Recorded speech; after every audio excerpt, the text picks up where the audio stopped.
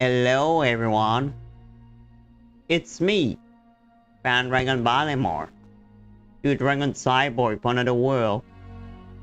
In this week video, I wanted to talk about Genshin Impact, and more specifically what I think the future of the game could be. Is the game doing great, or it's beginning to fall slowly into the abyss? Because there is a lot of stuff happening with that game. And it's more gacha game in the world that came out. So what could be the future of that Genshin Impact? Well, I would give it my thought about it today. So, let us begin.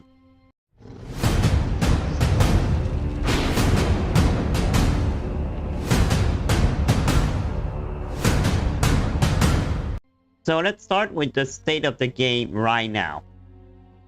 The game still seems to go pretty well. It's still one of the most played gacha game, and probably still have their best for at least some years ahead. Despite that though, they still roughly lost around, if you see the chart here, around 40% of revenue in 2024. Which is not that great, not that bad either. But what that means is players probably began to see less interest about that game, and they began to play another gacha game, or another game that's have nothing to do with gacha. But why does that happen? Why they begin to lose revenue? Well, it's simple. My guess is because the game began to have the lack of interesting content, and people grew tired of it. And I think that that's began since the release of Natlan. The character since 5.0, I would be honest there. The Natlan character, not the first time I said it, aren't that great. The design, most of them I don't like them, they're bad. Except for maybe Mabuka, Citlali, Capitano, and maybe Overrun. Because this guy is money, he's an idiot, and I would say I love its design to him. But not like Fontaine though. Oh wait, Capitano I said. Oh yeah, he's dead already, so he won't probably be playable. If he become playable, I don't know, Oyoverse will make that it makes sense. Because if Capitano come back, it won't make sense. So I don't know, I feel yeah, they killed him, so even if he's great, yeah, we can push him out. He won't probably be playable. If he does, well, I don't know what would happen there. So I saw a lot of hate about Chaska. And can I agree with people, Chaska is lack of charisma. Her character is, in my opinion, boring. Okay, sister died. She got adopted by family bird. I feel like, okay. Nah, not really. Same thing with Chilonen or Kachina. They're not that interesting. Kachina, she have a Beyblade. Oh wow, great. She can climb mountain. Same with Chilonen. But Chilonen seemed to be depressed and hate life. She's not charismatic at all. I feel like she's just... Oh, I need to work again. So no, they bad. I don't like them.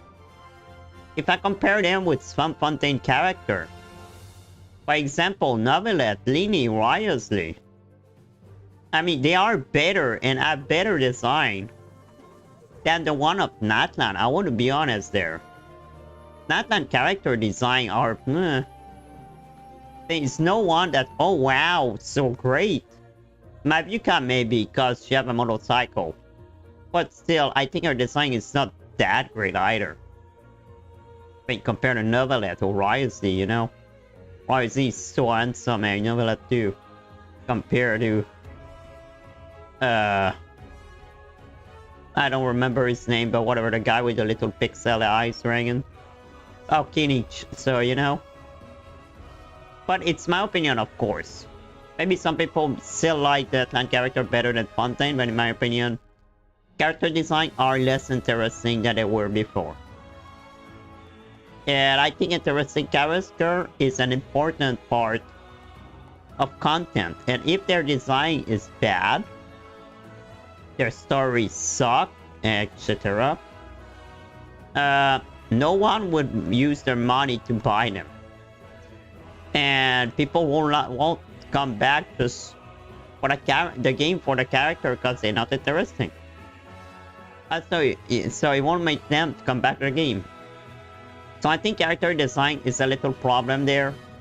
And the one they are cool, they kill him, like Capitano. Another point is concerning the zone. I don't know if it's just me, but I feel like we got less zone since 5.0. During Fontaine, we got at least 2 zones each patch, if I remember, and they also released that new zone in Liu, which was changed as well during the Lantern Ride. I think it was really great. In Natlan though, we got new zone in 5.2, that's it. Nothing else for now. We got the Volcano next 5.5. 3 patch later, it don't make sense. We recently got the special program 5.4. And the only thing they announced is an event. Yeah, and a new character. Yeah, the event would be great. But I would have liked some exploration and new zone. I mean, I've been waiting for this for like 2 patch. Now would be 3 patch. So basically, people would just log in for the event and doing their daily. And that's it. It would take maybe 2-3 hours. So there will be nothing else to do except farming. So the festival in Nesma would be fun, yeah. Farming for like a week. Then I will be just farming the little event and finish this. It would take an hour maybe to do it. Cut the gem and that's it. I log out and come back in 1 month. I mean, 5.4 could have been a good opportunity to release another island in Inazuma for the festival, like when they did with Liu, with Chenyu Vale. I mean, the Raiden, apparently there is story about Raiden Shogun and something that happened that her dead friend is maybe back or whatever. Well, they could have released a new zone about this. Why not? I'm pretty sure you could have do that and make it that makes sense. Maybe there's no other island in Nazuma's story, I don't know. But they could at least add something. I think the exploration for me in open world is the thing that is the most important fun in Genshin. It's not the gacha that I like in Genshin, or the gameplay. It's really the event they are, the story, and exploration. For me at least. Because you spend hour and hour trying to find everything, every chest, solving every puzzle, and doing interesting side story quests. It's worth the time, and when you're done, well, new zone happen up next patch. So basically, for me, for example, it was taking me 1 month finishing the new zone, and then new patch coming, new zone coming. But it's not the case right now. So I didn't feel content grow when I was doing that. But now, since 5.3, the story is done. And all we have is daily and event that you just need to log in and out. Except maybe for the festival still, it took me 1 day and I finished it, so. And aside from that, each day it's just farming artifact and bosses. So it would be 2 patches without story. Well, you can count the festival story, but still, it's not long enough. I think it's begin ready to be redundant and repetitive. It's always the same thing in Genshin, so I don't know, but I think they really need to do some change, especially with the dailies. First of all, put dailies in Chenyu as well. I would like to go back there So maybe put dailies on place that we never see dailies. Like the desert, there is some place in the desert, they never add daily there. Add more daily, maybe change a little that system. Because I feel like the daily system is the same one that was when the game released 4 years ago. I became more and more tired of it. I need side quests should be more interesting. Not side quests, daily quests. I don't know, I feel like the daily quests, first it should add more in like Genuvel, for example, they don't have one here. And maybe they should be not taking just 2 seconds, please. I mean, some daily quests take just 2 seconds to do. And it's not fun. It's not fun content anymore. Because each daily, whatever the zone you are, it's the same thing. Protect a barrel. Destroy a camp. Kill enemies. But it's the same thing at each time for 4 years. So please, change that a little. It's not fun anymore.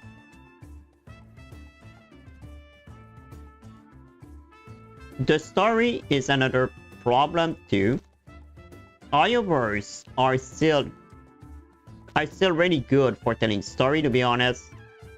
But the problem is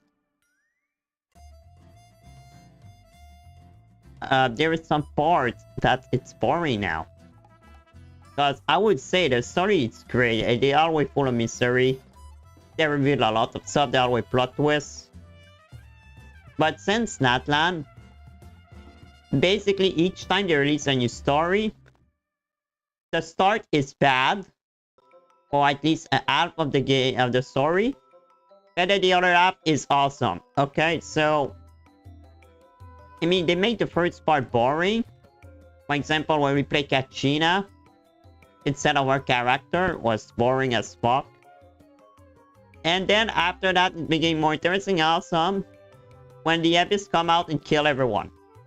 Now there was action that was amazing. Same for the next 5.2, when we were beating the boss. Doing the Night Kingdom was amazing, but before that, now we're doing a go beach party. Wow.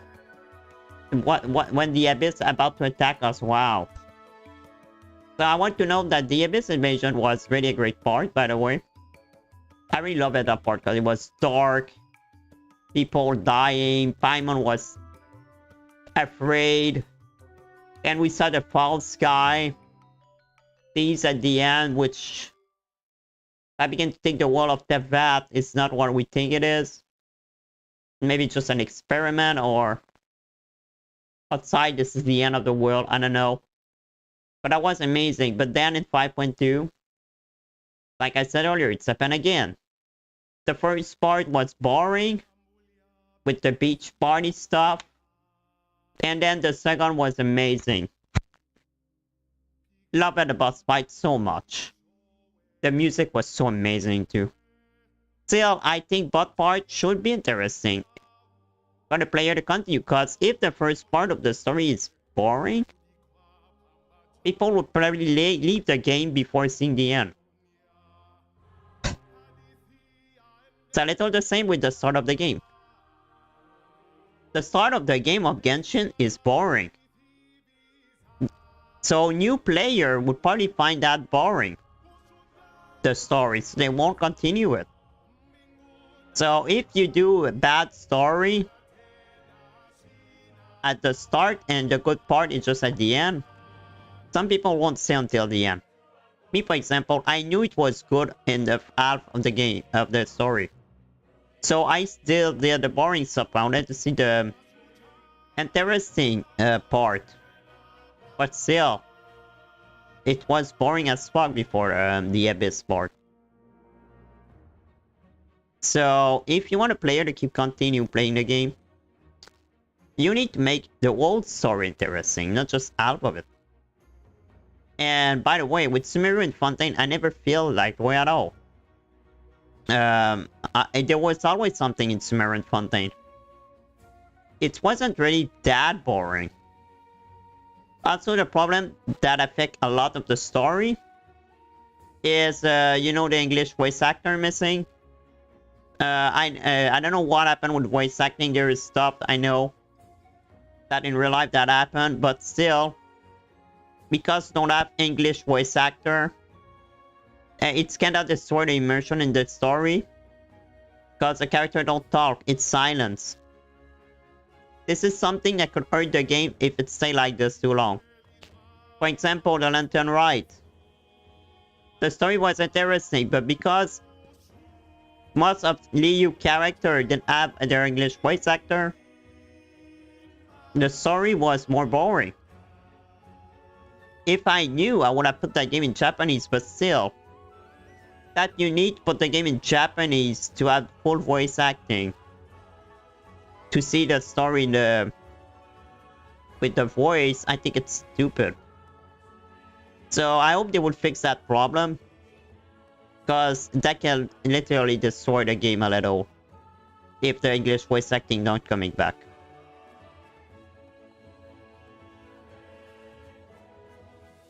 And lastly, a last thing that I think can affect the game is the FTC, which ordered bans to loot for kids under age of 16 without their parent consent.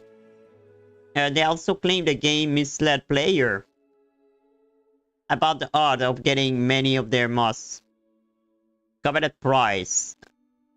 I would say for that, I 100% agree. By the way, I think it's a good thing. Because for me, gacha system is some kind of gambling. And I don't think it's good for minor, okay? I don't think minors should spend that much money on that game. It's like gambling. And I won't accuse anyone here.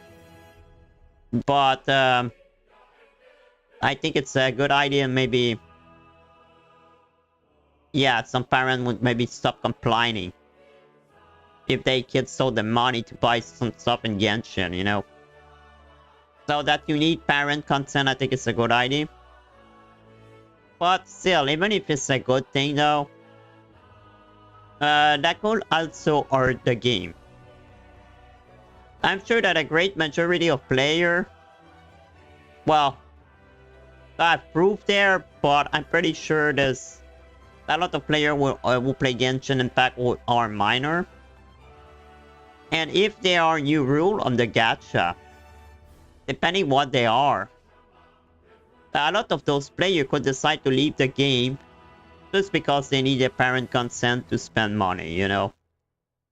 But at the same time,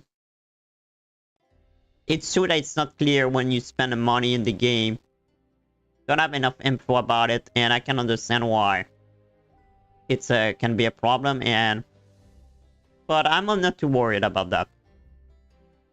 And if they make the gacha better because of this, I will not complain. To be honest, I don't like the game for the gacha aspect. That's not what I like about the game. So if it was removed completely and add a shop instead where you can buy instantly the character of the banner, that would be great, but I don't think it will happen like this, or at least part of it. But yeah, if they can change the gacha system, put it a little less random and gambling, I think that could be great. Anyway, that's about everything I had to say about the situation right now in Genshin. About what I think it's happening in the game. And what could happen in the future because of all these stuff. I still think, in my opinion, the future of Genshin is uncertain. Fun years are probably coming from the game. But if they continue the war they are taking right now, which they feel with Natlan a little, I feel it could fall slow into the abyss. Yeah, the abyss. You know what I mean, huh? They would probably fall to the abyss anyway, so... because that's where we're going in the story, I think. Then, But yeah, if they continue the war they're doing right now, I don't know. They will maybe make even less revenue. And if they work less of the game, that would cause less content. Less content. And yeah, that could, the game could be less. You already see it, they put less content. So if they continue to make less revenue, we will probably not have content each month anymore. So anyway, what do you guys thought about this? What do you think about the future of Genshin Impact? Do you think it's getting worse or not? What's your personal opinion about all this? What do you think about the FTC stuff, or that they have new zone, all this stuff on the new character of Natlan?